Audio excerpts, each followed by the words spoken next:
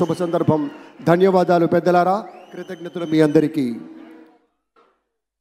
ఆ వెంకటేశ్వరి ఆశీస్సులు మన రాష్ట్ర ప్రభుత్వం మీద, మంత్రివర్గం మీద పుష్కలంగా ఉండాలి అని మనస్ఫూర్తిగా ఈ సందర్భంగా కోరుకుంటున్నాం.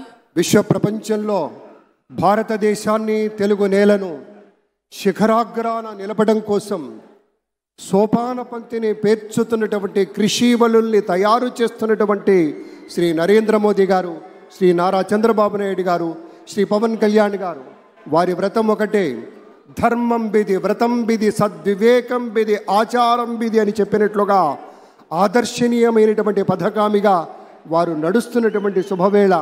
మళ్ళీ మళ్ళీ ఈ రాష్ట్ర ప్రజలు వారికి కృతజ్ఞతలు చెప్తూ ఉంటారు. మన చంద్రబాబు గారు, మన పవన్ కళ్యాణ్ గారు ప్రత్యేకంగా కృతజ్ఞతలు చెప్పారు. అలాగే వేదికకి కుడివైపునున్నటువంటి ప్రముఖులు అందరి దగ్గరికి కూడా పేరు పేరున వెళ్ళి పలకరిస్తున్నటువంటి శుభవేళ. పద్మభూషణ్ మన megastar Chiranjeevi, megastar power star, అటు మెగాస్టార్ ఇటు పవర్ స్టార్. ఇది అరుదైనటువంటి చిత్రం. అలాగే మన పెద్దలు బాలయ్య బాబు గారు,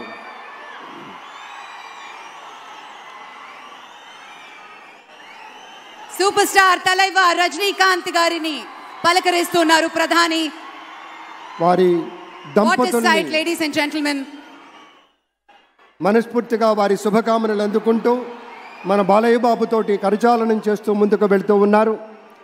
కూడా పుణికి పుచ్చుకొని హిందూపూర్ నియోజకవర్గం నుంచి ముచ్చటగా 3వసారి ఎంపికైనటువంటి మన ధీరుడు, మన యోధుడు ఎన్ని హ్యాట్రిక్ విజయాలు అందించారు, ఎన్ని చిత్రాల్లో మనకి తన యొక్క సామర్థ్యాన్ని చూపారో మనకు తెలియందే కాదు.